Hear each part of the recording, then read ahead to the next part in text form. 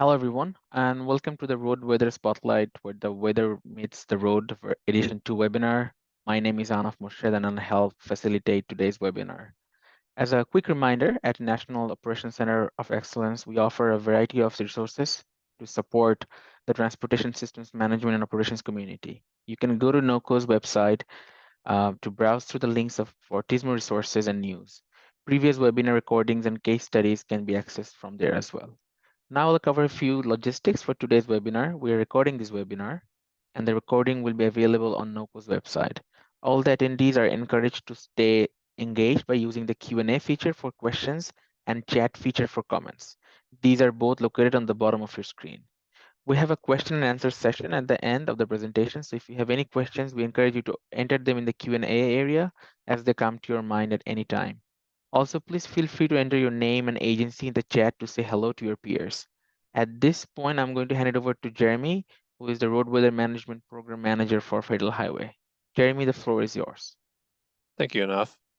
Welcome, everyone. Good day, good afternoon, good morning, depending on where you're at. As you can see, and hopefully, as you know from registering for this event, that this is a webinar titled "Where the Weather Meets the Road: Time for a Refresh."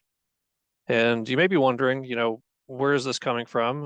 You may be curious what the title even means, and we'll get to a lot of that. But essentially, we're going to cover kind of the history of a brief history of the road weather program, as well as some of the research agenda that led to where we're at today, and some steps going forward. Next slide, enough. Before we do anything, though, I do want to throw out these disclaimers. These are just some boilerplate that we have here at Federal Highway Administration. Essentially, it says that except for the statutes and regulations cited, the contents of the presentations do not have the force and effect of law and are not meant to bind the states or the public in any way. This presentation was created and is being co-presented by both the Federal Highway Administration and a couple of outside entities. The views and opinions expressed in the presentation are the presenters and do not necessarily reflect the Federal Highway Administration or the U.S. Department of Transportation. The contents do not necessarily reflect the official policy of the U.S. DOT either. Do we have another slide after that?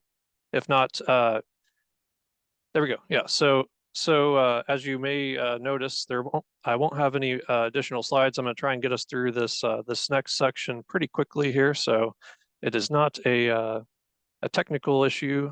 So I'm just going to talk through a couple of things, and we're going to do a quick poll, and then I'll hand it off to our next speaker. So as Anaf had mentioned, my name is Jeremy McGuffey. I am with the Federal Highway Administration. I serve as the Road Weather Management Program Manager. Essentially, what that means is with the Road Weather Management Program, we handle all of the research and innovative deployments with road weather, any road weather data sources and applications, severe road weather event effects, climate and resilience solutions, road weather maintenance and operational challenges, and lastly, stakeholder collaboration and outreach. That's a lot that we have going on under our umbrella.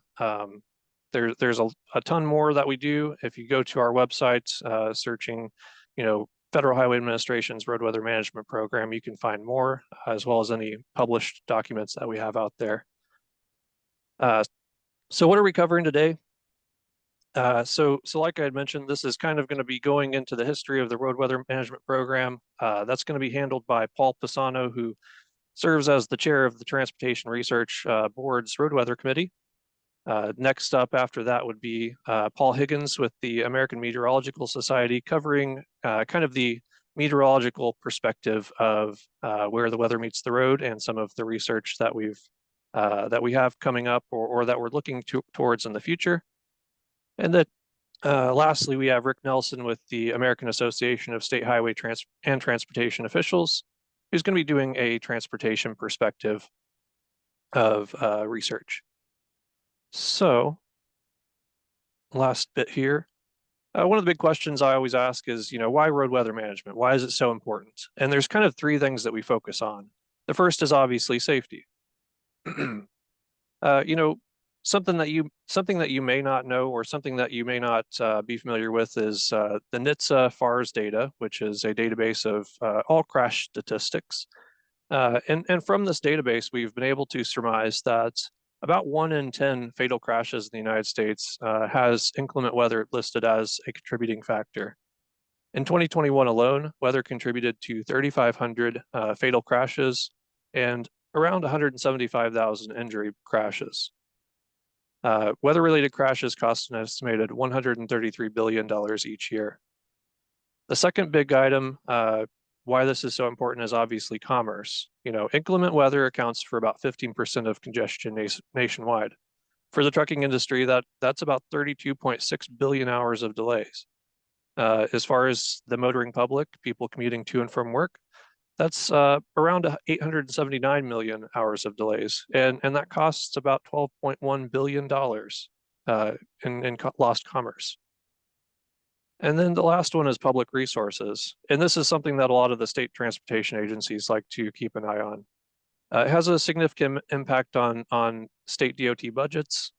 Winter operations in particular accounts for about 20 to 25% of the maintenance and operations budgets at the state DOTs. And what that translates to is about 20 million tons of salt each year that we put out on the roads.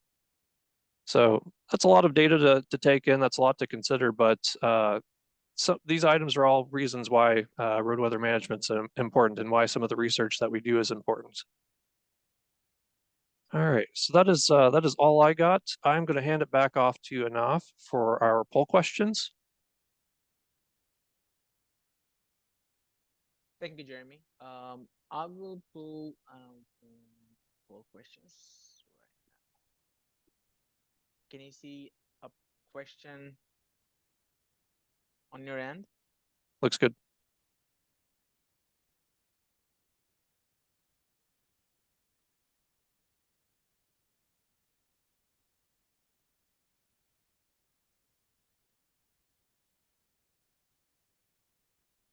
So as Anaf had mentioned, and as you guys should see on your screen here, go ahead and enter your answer to this question. It's open-ended. What do you consider to be a significant road weather challenge in the upcoming decade?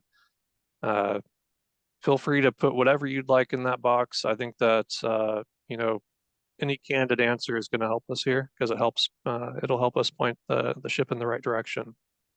We'll give you a few minutes for that, and then I think we have a second one too, right? Yes. Got it. So we were seeing participants are answering the questions. We have 11 answers so far. I'll try to share the live results after we're done with the poll.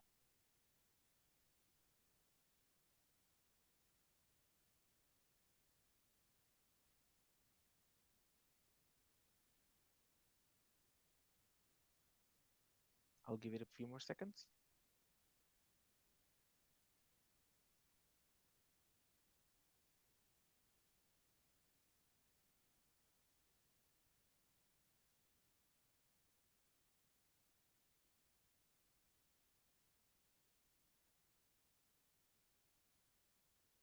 I can see a few participants are still typing in.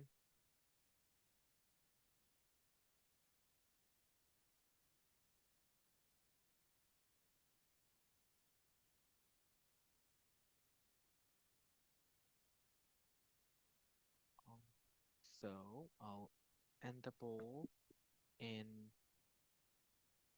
2 seconds.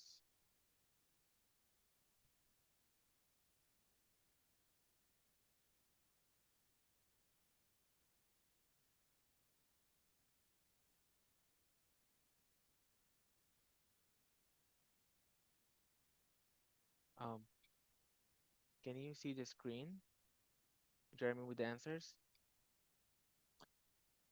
I can see your screen, yes. All right. Definitely some good answers there. More extreme events, yes, absolutely. Frequency and severity of events, I think those tie together pretty well, and as well as some of the climate change related items. Fires, for sure, those are becoming more intense and more frequent, as well as flooding. Oh yeah.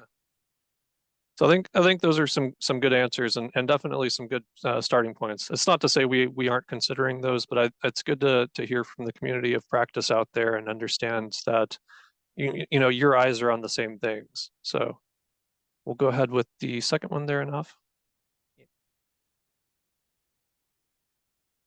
Yep. So there's our second poll question. Again, it's open-ended, so if you want to go ahead and put in your answer, we'll collect those and then we'll move on.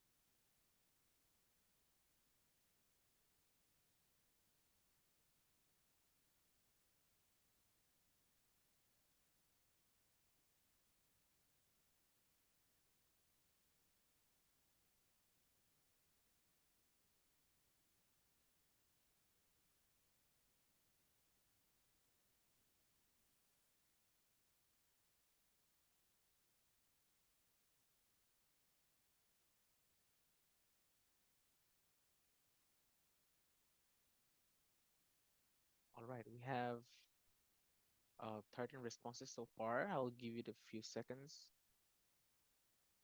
till we close the poll.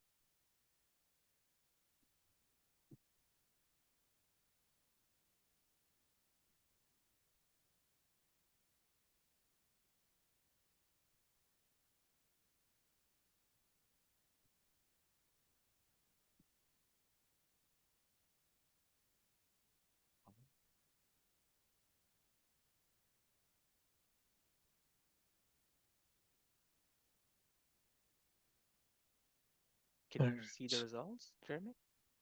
Yep. That first one is very important. Low impact development and public transportation. I think public transportation is definitely something that we can focus heavily on, especially as somebody that's you know recently moved to DC. I didn't realize you know coming from Indiana how important public transportation was.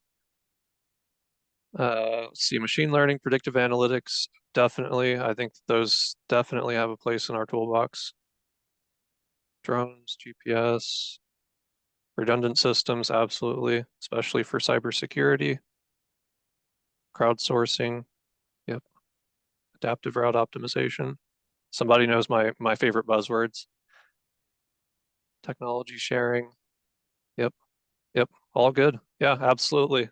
So again, same as the first one. It's great to see that everyone is kind of aligned and thinking the same direction.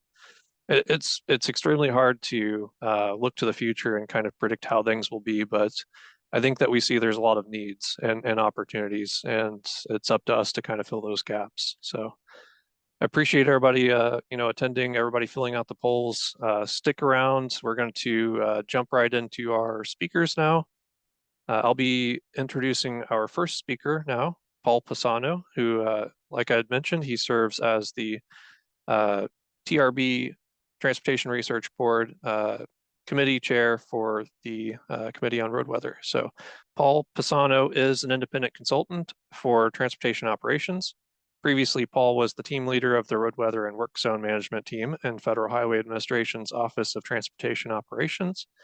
Paul worked for Federal Highway Administration for more than 32 years and was responsible for programs that addressed effects of weather on transportation safety and operations and sought to improve transportation safety and mobility in and around work zones.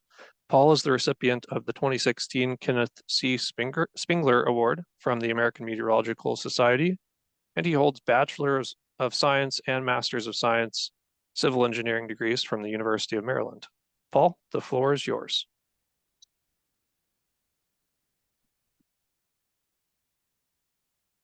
Great. Thank you very much, Jeremy. And hello, everybody. really appreciate the opportunity to speak with you today, providing a history of where the weather meets the road. As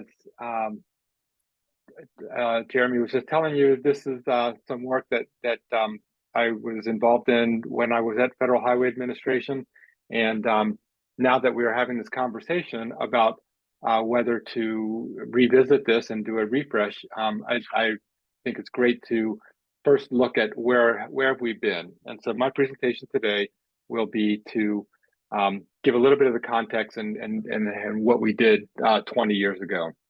So as you can see, the title of or the cover of the report is there on the first slide. Also here is a publication from the Board of Atmospheric Sciences and Climate under the National Academies that came out 20 years ago. So I am going to speak a little bit about the history and context. So I'll talk about the lead up to the study, what the study entailed, and the outcomes. So first of all, the lead up. So this is, think back to the 1990s. ITS was really big, particularly with regards to things like advanced traffic management systems and travel information systems. There was some work in rural ITS and other areas, but weather was certainly at that point not a part of the ITS view of the world. However, it was very much a part of the maintenance community's view of the world. So there was a lot of work going on within the Strategic Highway Research Program to look at road weather information systems and how they can be used for anti-icing.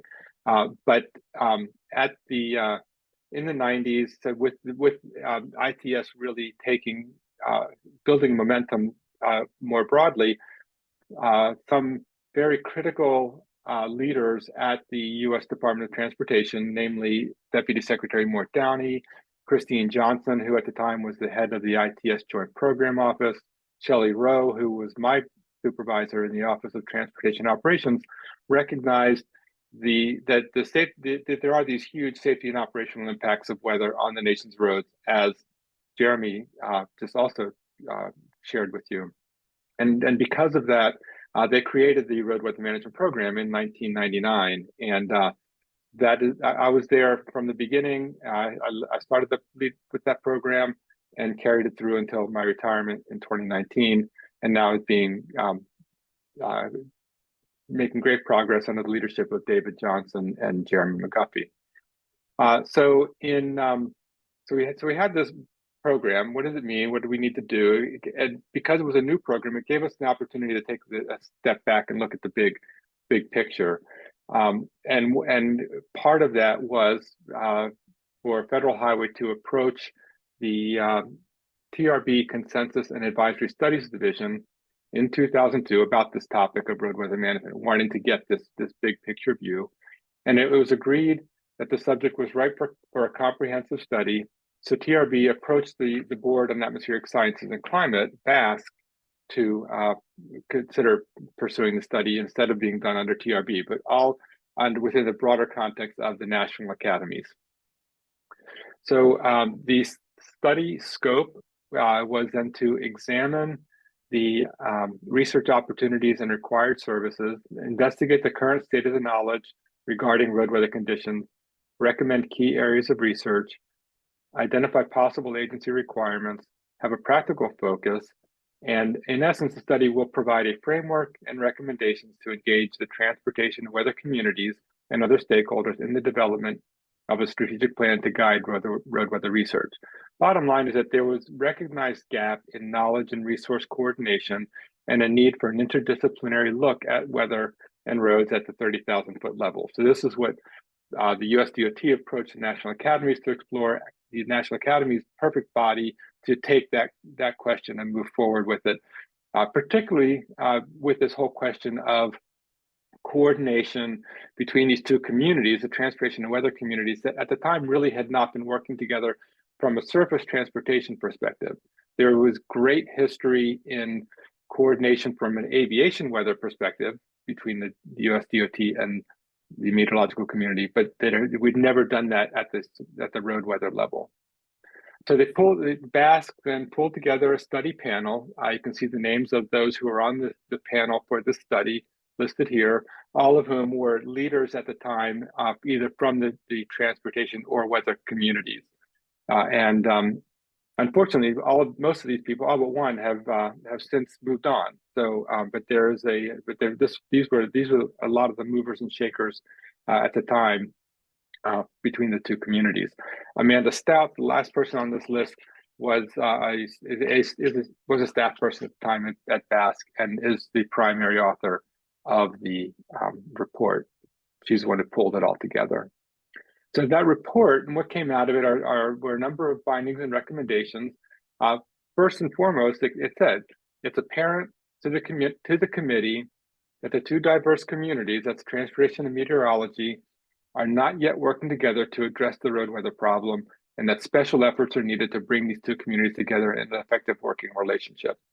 And I would say since that time, there have been a lot of opportunities and a lot of successful coordination, collaboration between the communities, and that has proven to help address some of the problems. Although I will say that there was never anything to the level of an aviation weather program that was comparable to the highway community that was authorized in legislation. But anyway, the overarching recommendation then is to establish a focused, coordinated national road weather research program, with the key opportunity areas being advancing the science and developing technology, modeling capabilities and forecast tools, communication support for road weather information users, integrating with the emerging infrastructure. At the time, infrastructure was a term that it had been coined to talk about the technology layer over the transportation network, and that work is still going on today, not with that term. I think the work that Federal Highway is leading now is calling it the National Digital Infrastructure. So these were the areas that they recognized where there were the greatest opportunities to move forward to address the problem.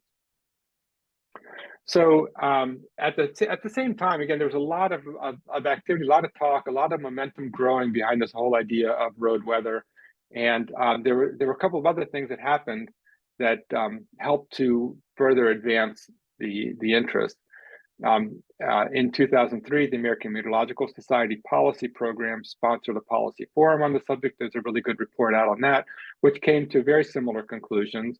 And then the NOAA, Office of the Federal Coordinator for Meteorology, published a report entitled Weather Information for Surface Transportation Needs Report, which documented many unmet needs within the surface transportation community from a weather perspective. There's a lot of unmet weather-related needs. So again, an opportunity to work together to try to fill those gaps. And then in 2005, the 2005 Transportation Bill Safety Law, in that bill, the Department of Transportation was authorized to spend $5 million a year on road weather research and development. As many of you know, appropriations don't always match authorizations, so we never got that much money. But it certainly was critical to have dedicated funding just for road weather R&D, and I think with that we were able to achieve a lot of make some inroads in the area. I will also go back and just say that the report, Weather Meets the Road, said that the problem could be resolved with an investment of about $25 million a year for 15 years. So we never got that much money, but at least we got the $5 million a year for the life of Safety Law. Also out of that, the TRB Road Weather Committee was created. So some of the results that came out of the focused road weather R&D program that are captured here are things like the prototype maintenance decision support system that Federal Highway led the development of with a number of other agencies and organizations. The Claris initiative was completed, which was the first national database of quality check road weather observations. Pathfinder, which is this whole idea of strengthening the communication bridge between the National Weather Service and state DOTs to provide consistent road weather messages, was created and still is going on strong and continues to grow. And also a better understanding of the links between connected and automated vehicles and weather. So with that, where do we go from here? Given the success of the earlier efforts to raise awareness and build momentum, including funding around the impact of weather on the roads, some of us, myself included, think the time is right to pursue a follow-up effort. That's the refresh that we're talking about here. And it could be done in a number of different ways. It could be through another consensus study conducted by TRB and or BASC. It's also possible that the American Meteorological Society could do a policy study. They do these types of projects and studies already. And we're going to be hearing from Paul Higgins, who leads the policy program at AMS, with his perspective. Or maybe it's just a matter of having a road weather summit, which is bringing together for a couple of days some of the smart minds like those who were in the original panel to lay out a new program to move forward. So I think there could be something else. I think that there are several ways that this could be pursued, but I think that there is a need to revisit again this big picture, the big questions of how do we resolve in a coordinated manner between transportation and meteorology these impacts that weather has on the system. So with that, I would like to now turn it back to Jeremy and Anaf to take it from here. Yep, thank you, Paul. Really great presentation. And this may look familiar to some of you. I forgot to mention that this presentation and the two that are following it were performed at TRB, hosted by the Road Weather Committee here at the TRB annual meeting a couple months ago. But if you're sticking around for this one, I appreciate it. I'm going to try and get us back on track here. Next up is Paul Higgins with the American Meteorological Society. Paul is going to be covering the kind of the meteorological perspective, but Paul's had significant, time spent in both the meteorological and the road weather field. So we welcome him. A little bit about Paul real quick. Paul Higgins is an associate executive director of the American Meteorological Society and a senior scientist. Paul studies climate change and its causes, consequences, and potential solutions. His research examines the two-way interactions between the atmosphere and the land surface to help quantify responses and feedback to climate change. His policy analysis helps characterize climate risks and identify potential risk management strategies. He works with decision makers to develop new policy options that can overcome contentious political obstacles. He received his BS from the University of Michigan and master's and doctorate from Stanford University. Welcome, Paul. Thank you, Jeremy, and thanks to the organizers for putting this panel together and for including me on it. I'm really happy to be here. My overarching theme for today is that decisions of any kind have the best chance to be successful, to be beneficial, when they are grounded in the best available knowledge and understanding. And that's true at any scale of decision making. So it's true for individual drivers who are making the decision whether or not to go out in a weather event or to drive or stay home. It's also true at the policy level. So making the decisions that govern rules or incentives associated with transportation decisions, driving. So what's required, what's prohibited, what's encouraged and what's discouraged, and how are those different tools used.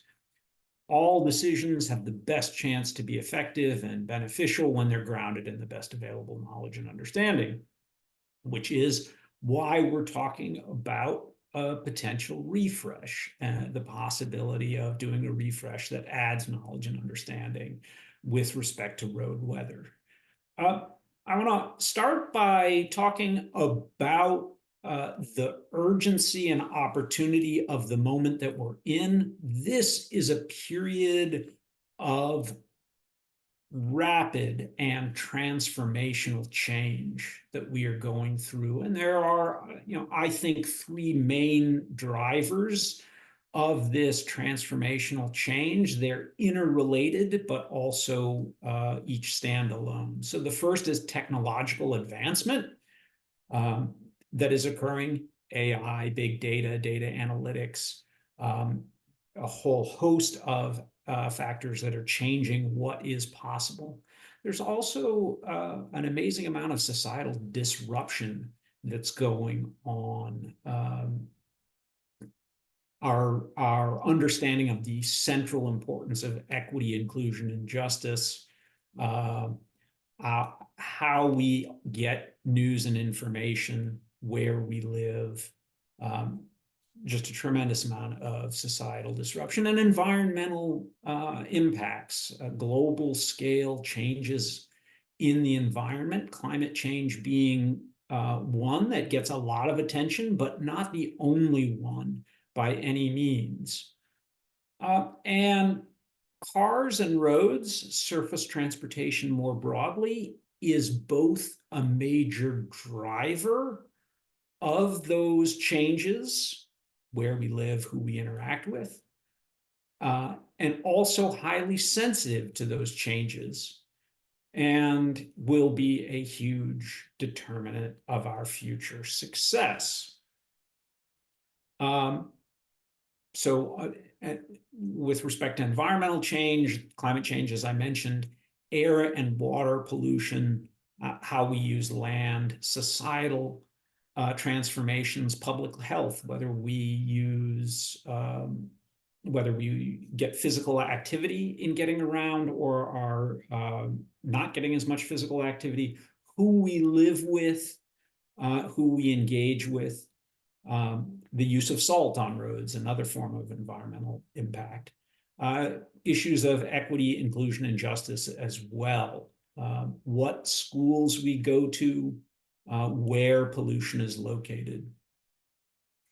So surface transportation is hugely influential and will be impacted by these drivers of transformational change. So I want to start, or close to start, I have been talking for a bit, I realize, with my bottom line up front.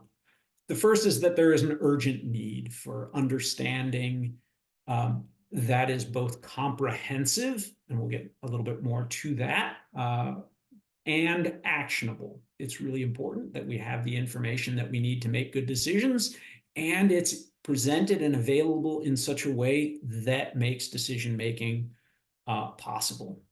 That's narrowly true for roads and weather. Absolutely a hugely important topic and worthy of the emphasis that we're giving it today. But I do also want to emphasize that it goes beyond weather and roads, and the broader context of surface transportation, societal transformation, and environmental impact is also hugely important. I'll come back to that in the next few slides. And as a result, there's really a need for a hierarchy of studies and analysis that can provide information and enhance broad understanding, promote shared understanding that will lead to effective decision-making. And again, a big part of that is that information needs to be actionable. So this is an area of massive complexity. It involves physical, natural, and social sciences to understand how transportation impacts the physical and natural world, how those impacts affect humanity, and how surface transportation and roads in particular impact people. There are hugely important issues of values and interests, who wins and who loses under different scenarios for roads and surface transportation. There are issues of political viewpoint, to the extent that people emphasize personal freedom or responsibility and equity and access. There is a big problem associated with sub-optimization. So decisions at one scale or focused narrowly can make sense, but may miss opportunities that we can realize or take advantage of if we have a broader perspective. So just a few examples of sub-optimization, we have things like market failures. So in the case of climate change, nobody drives with a purpose of having greenhouse gas emissions. They're an unintended byproduct of a wonderful thing that we can get around, but it's a market failure. Those who are emitting pollution, climate, or otherwise don't pay the costs directly of them. At the same time, we treat roads as a public good, appropriately so and understandably so, but it does change incentives by not having the decision to be to drive be paid for by the person who drives when they drive. We're subsidizing those choices. Similarly, there are issues of fixed and variable costs. So once I have to own a car, I have to have it be insured. I have to have it be maintained. I've got that capital asset sunk. The per mile cost of driving goes down, and that again creates an incentive to drive more than if those costs were variable and reflected in each decision. So there are a whole host of ways that decisions can be suboptimal, and that decision making can be encouraged to be more comprehensive.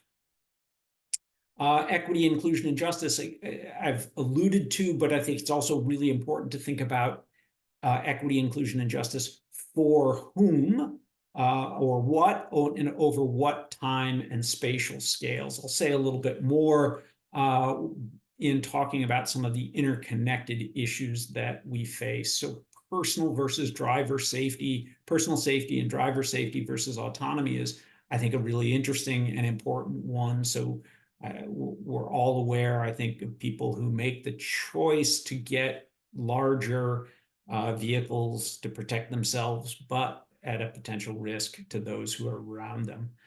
Environmental well-being is also a huge component of this. Land use patterns, habitat degradation, destruction, environment associated with roads and living patterns is tied up in our transportation system as well. Climate change, which I've spoken about, nitrogen deposition, and the sort of new fact for me is the direct kill of vertebrates. 1 million, the numbers that I've seen are 1 million vertebrates a day are killed in the United States due to collisions with cars. Public health, I alluded to earlier. The choice of surface transportation affects levels of physical activity and exercise that we get. There are direct impacts of accidents, exposure to pollution, and then social connectivity and cohesion. Again, where we go to school, who we live with and live around. Issues of national security also are front and center with dependence on oil, and relatedly equity, inclusion, and justice, both at home and internationally. So that really implies there is a need for information to be very comprehensive, to think as broadly and explore implications as broadly as possible, and for that information to be as actionable as powerful as possible. So we can't afford to have paralysis of analysis at the same time that we need the best available knowledge and understanding that we can have. And it has to be comprehensive and actionable across a broad range of scales. So from individual, local, state, and federal government decisions over time and place, and with respect to different transportation options and approaches. So that leads to my conclusion, which is that we need a hierarchy of efforts to understand the condition that we're in, the situation that we're in, and the options, and to promote shared understanding among decision makers and stakeholders. So collaboration and further analysis. So it needs to be comprehensive and promote shared understanding among people who have different perspectives and different areas of expertise, to identify a wider range of options and to provide the analysis to understand those options non-prescriptively.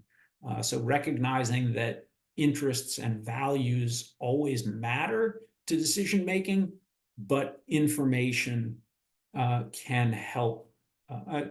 Information can't answer the question of values, but it can inform decisions that involve values.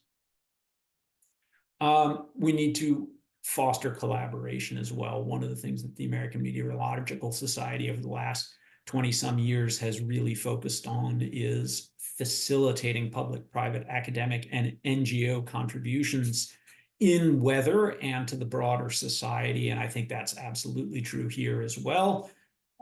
We need to be able to repeat, learn lessons across scales and recognize the potential for sub-optimization if we focus only at one particular scale. And that leads to the need to have broad participation in deliberation of options and analysis of potential choices. With that, again, I want to thank Anaf and Jeremy and the organizers for including me on the panel today. I'm really happy to be here. I'll turn it back to Jeremy. Certainly. Thanks, Paul. And before you hop off, actually, we do have one question in the chat, and it might make sense to answer this before we go to the end there. So the question is, another sub-optimization issue is that road weather management tends to be local and immediate, while the impacts of climate change and variability tend to be regional and over seasons and years. So how do we integrate climate change scales, time and space, and road weather scales, especially in terms of planning? Fantastic question. And I feel like the question is doing my job a little bit because it's raising a really important and very hard question. And you know, there are also interesting dynamics associated with electrification of vehicles and what that means for the shifting of the location of environmental impacts and health impacts from urban areas maybe towards where power plants are, and the implications also for shifts away from oil and refining to power plants. All of fantastic questions. I don't have the answer, but it's the right question. Those are the right questions to ask. Equity, inclusion, and justice for who and over what spatial and time scales is an important question. And I'll say if raising 1 million vertebrate dying a day, if it isn't clear, I think part of the question is of the natural world and non-human life and its importance, as well as a factor in these considerations, which is in no way, I say, intended to diminish how important people are at home and abroad in these questions. Certainly. And that could be a huge topic to consider for a revisit of this book if we decide to go that route. I think that could be a chapter all in itself. So thank you again, Paul. I'm going to move on to our final speaker here, Rick Nelson. Rick is from the American Association of State Highway and Transportation Officials. Rick is currently the technical coordinator for AASHTO's Winter Weather Management Technical Service Program, previously known as SICOP. Before serving as the Winter Weather Management Technical Coordinator, Rick enjoyed a 31-year-long career with the Nevada Department of Transportation, holding various positions within the department, including 13 years as the district engineer for Western Nevada and 11 years in the director's office as the assistant director of operations. Having the opportunity to participate in the first strategic highway research program on the Highway Operations Advisory Committee and SHARP 2 on the Reliability Technical Coordinating Committee, amongst other activities, has provided a great background to integrate road weather and TSMO. Rick is a graduate of the University of Colorado Boulder, is a licensed professional engineer in Nevada and California, and a fellow of the American Society of Civil Engineers. Rick, it's all yours. Hey, thanks, Jeremy. I appreciate the introduction. Just one small point of clarification. While I do work with the Winter Weather Management TSP at AASHTO, I'm an independent consultant, just like Paul Pisano is.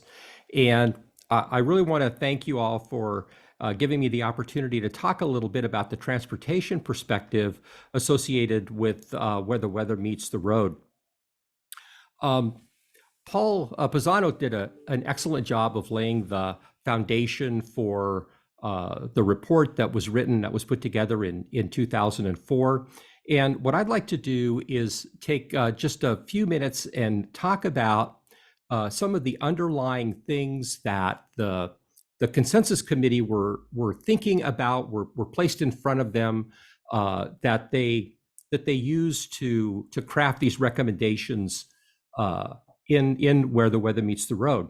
And one of the first things that comes to mind when we review the report was that they expected computational power to increase over the next 20 years. Along with the increase in computational power, Paul was talking about things like the MDSS project that was underway and things like that. We had great ideas. We just needed some resources to help us out. So they were expecting those increases.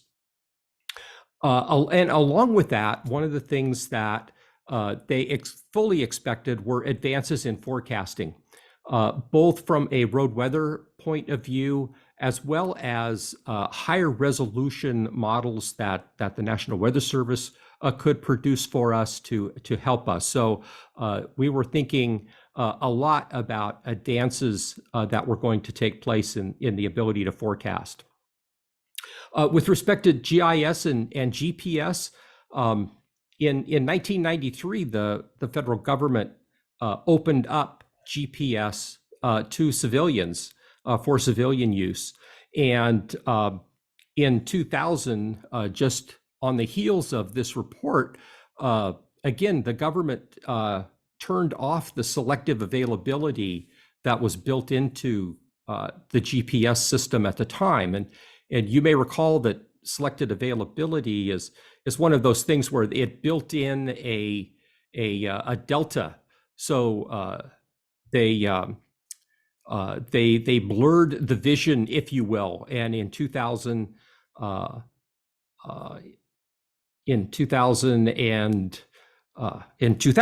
they turned that off. And so we were starting to see good resolution with respect to GPS. Smart vehicles. Paul also mentioned the IVHS initiatives that were underway, and there was an expectation that smart vehicles were going to play a significant role over the next 20 years. And in that regard, routing technologies to help make smart decisions, not only about travel, but about routing for our maintenance vehicles. So let's see, where are we after 20 years? So nobody can deny that in the last 20 years, there have been an exponential increase in computing speed and cheap memory.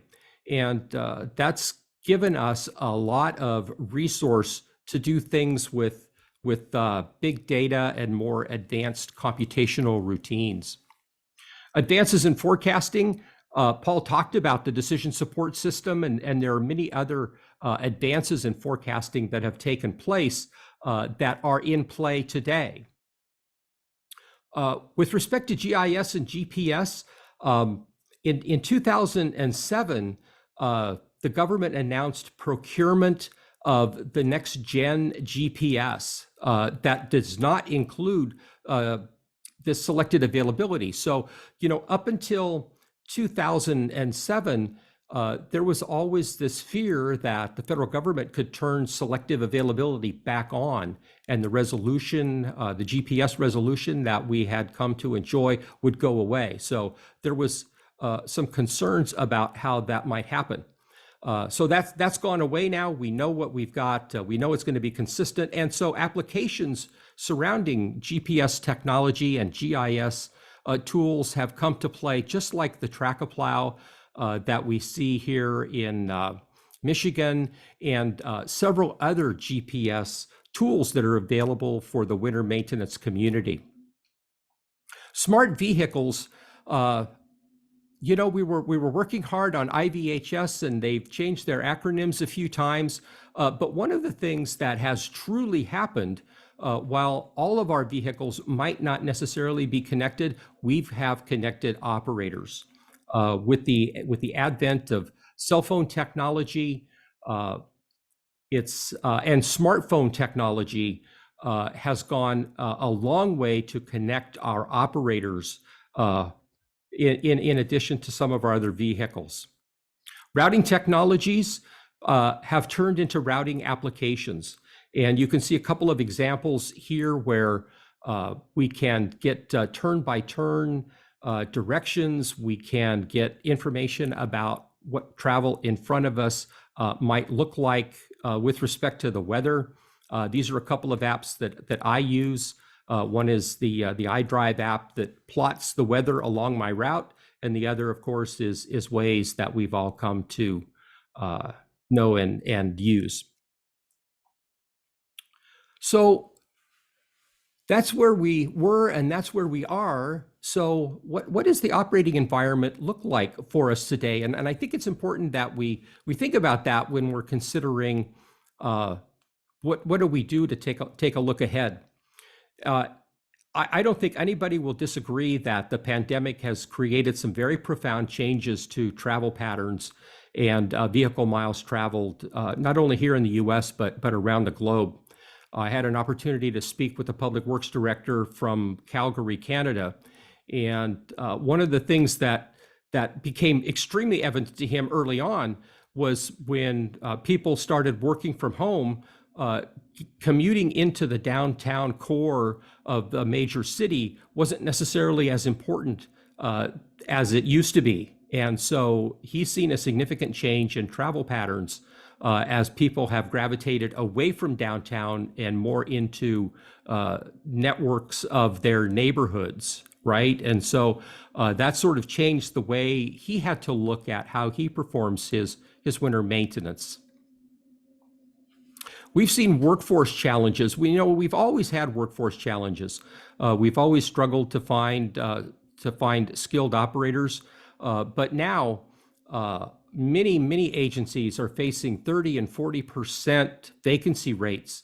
The old timers are retiring in more numbers these days, and we just don't have the skilled workforce to step in and fill those gaps. And that's created a challenge that's probably going to be with us for quite a while.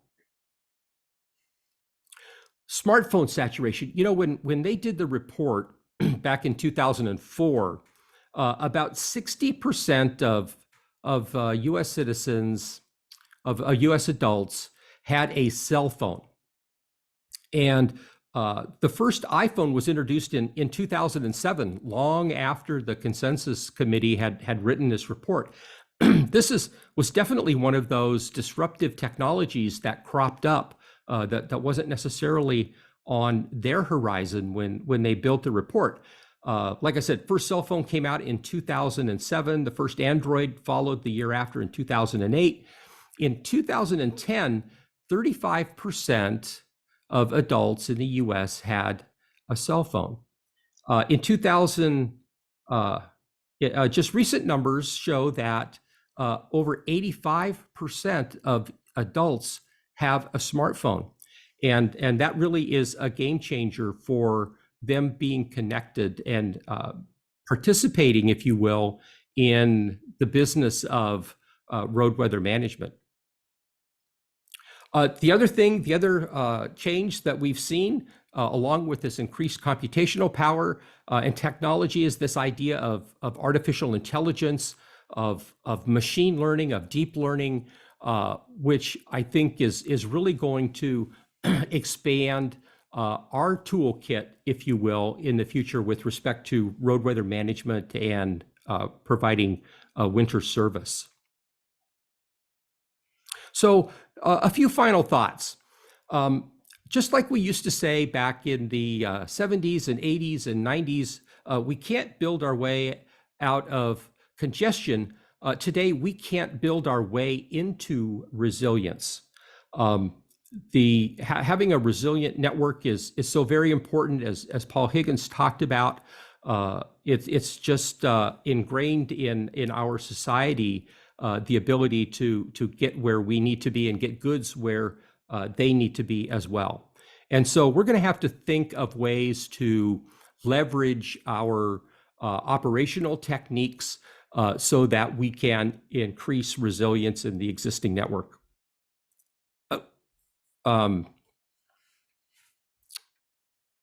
Secondly, we have to continue to look over the horizon. There's going to be those technologies and those tools and techniques that are going to develop that we just don't have a clue of right now. So it's important to sort of unchain ourselves from the current way we think and be a bit futuristic in what things might look like 20 years from now.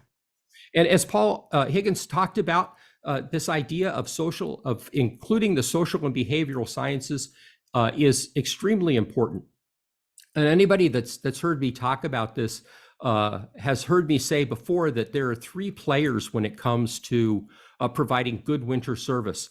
There's the maintenance operators that are performing the strategies.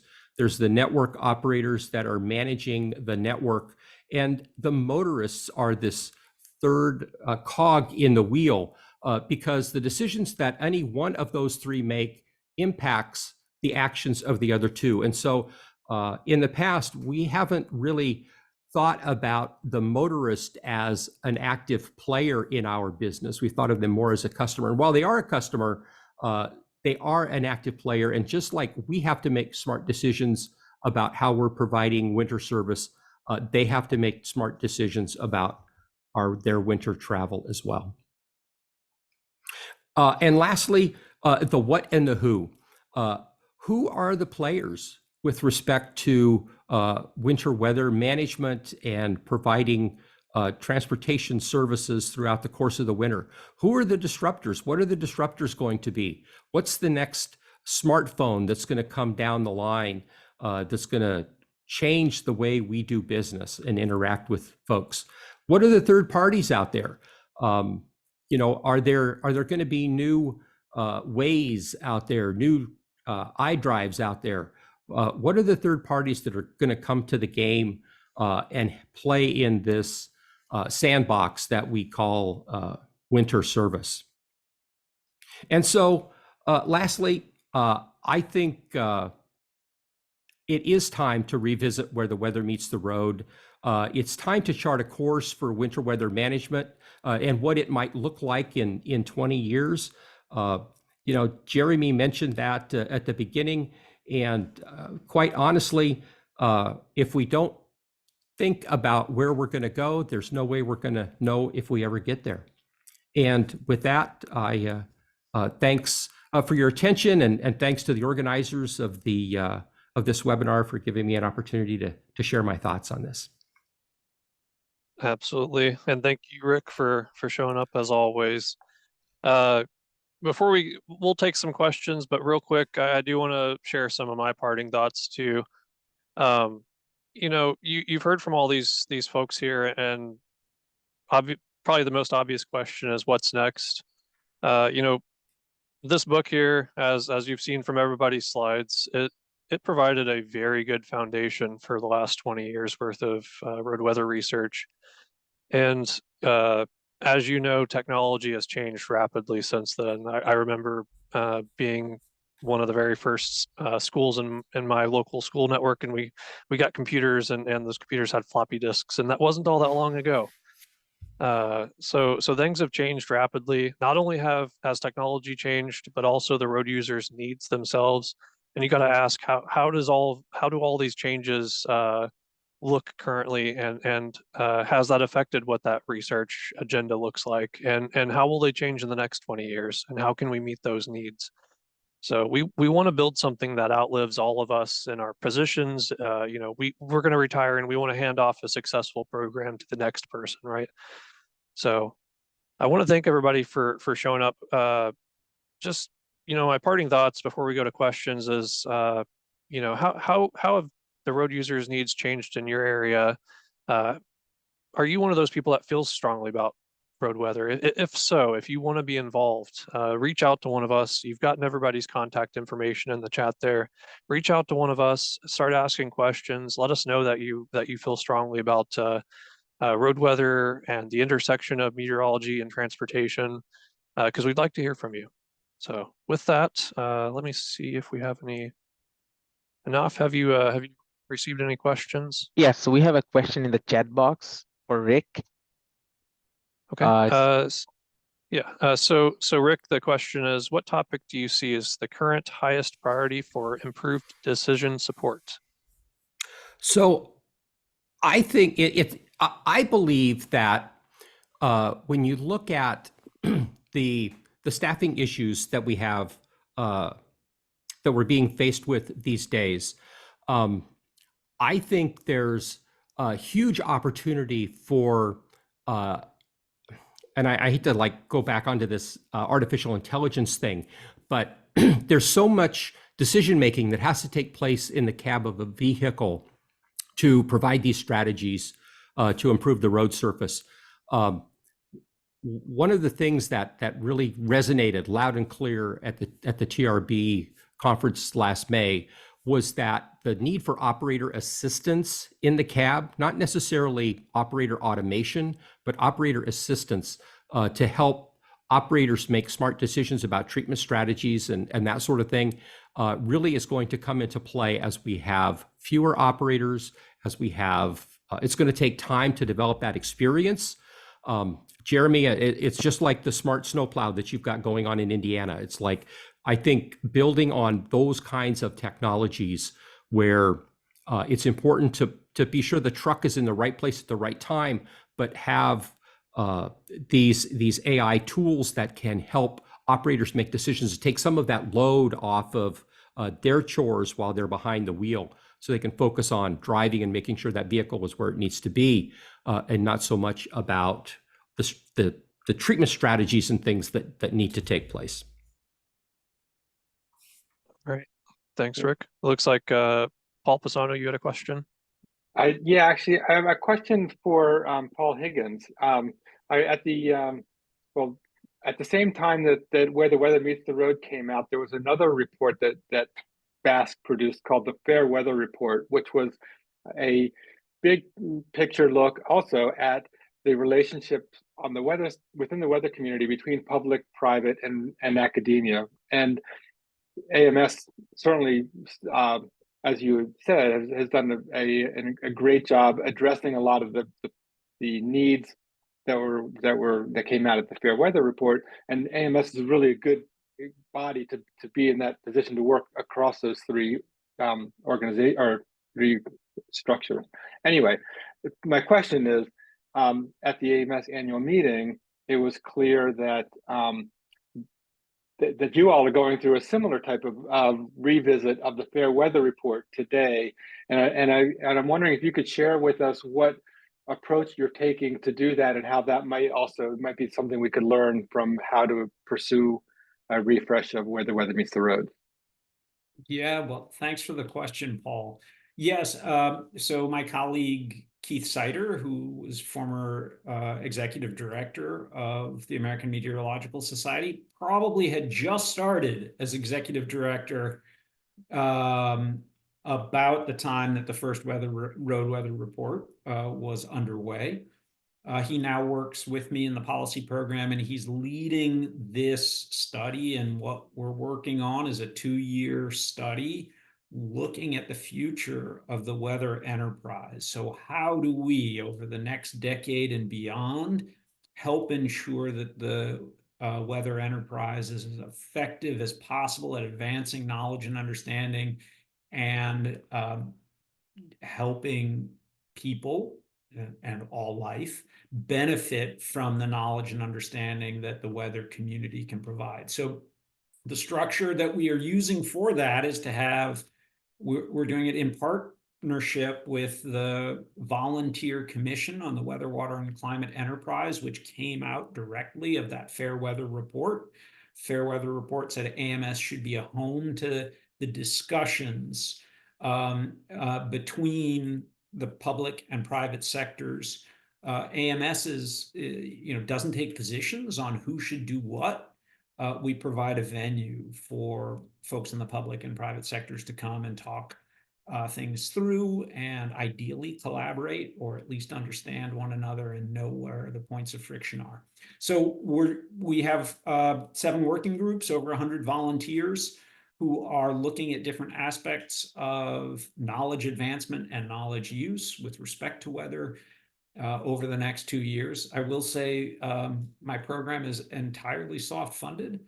And this is one that we don't actually have funding for. And in very rare cases, when we don't, when we think we can get something funded that needs to be done, we ideally want to go forward whether or not we get funding. We haven't given up hope that there will be some funding, because it can be better if we get some, but this was one that we thought so important to do, to whatever extent we have some discretionary resources, we're going to do it to do this study. And we're doing it in partnership with that volunteer commission I mentioned, the Weather, Water, and Climate Commission, which I think is a really exciting approach. And I'm happy to talk about what something like that might look like in AMS, or how AMS's experiences might translate if it were to happen someplace else. I'll pause there because that was a lot. That's, I think, a lot to be learned from there, for sure. All right. It doesn't look like we have any more questions there in the chat. I appreciate everyone's time on this, and I appreciate those of you that stuck around. I know we went over a little bit today, but there was just so much to touch on. I mean, this is a big topic, and I was joking with the group earlier that we could have made this much longer, but there will be opportunities to participate and to engage with us in the near future.